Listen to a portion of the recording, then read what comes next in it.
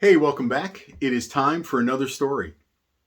The first week of January of 2003, I became a single dad, single father of three.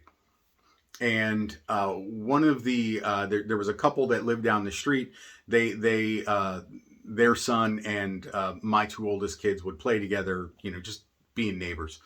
And and she came to me one day after the kids got on the bus and drove away, and she said, "Dean, you are going to have so many wonderful women who are interested in you because uh, because men just don't do this. Men don't voluntarily become single dads, and you are going to be you're going to be so blessed. You're going to have just wonderful women coming to you, wanting to be a part of your life."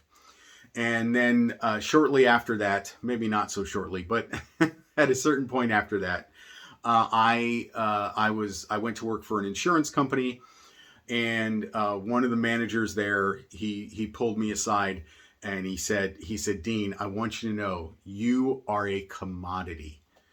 No men put themselves in the situation that you've put yourself in, and you are going to have your pick of godly women, and God has the perfect woman for you in this situation." Okay, thank you. And then there was another guy that he actually lived in Tulsa at the time, but he called me up on the phone, and he said, "Dean, God's got a godly woman for you. He's got the perfect mate for you. You're gonna be blessed." And I'm just here to tell you that all three of those folks were liars. Okay, they weren't liars. They believed what they said, but that none of that came to pass. So maybe they were false prophets. I don't know, but none of that didn't happen. I did fall for a couple of women. One of them was absolutely not interested, and another one was just not healthy enough to for me to marry and bring into my family, the way things were set up in my family.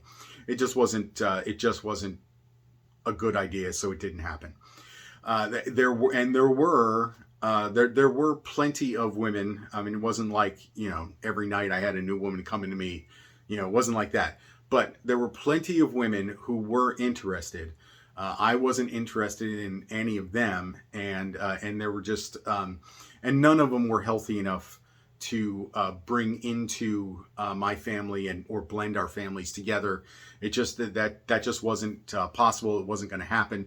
And bottom line, I wasn't willing to trust, and I just couldn't figure out how to make enough money to take care of my three, let alone a wife and more kids as well. So I had a lot of encouragement going into it, and more than 20 more than 20 years later now, I'm still single. But I just want to encourage any of you single parents out there. Simplify your life as much as possible. Get as healthy as you possibly can, and be picky. And find, if you want that, find yourself a life partner that that you believe you can be happy with. Anyway, thanks for listening to my story. Have a great night. Have a great day.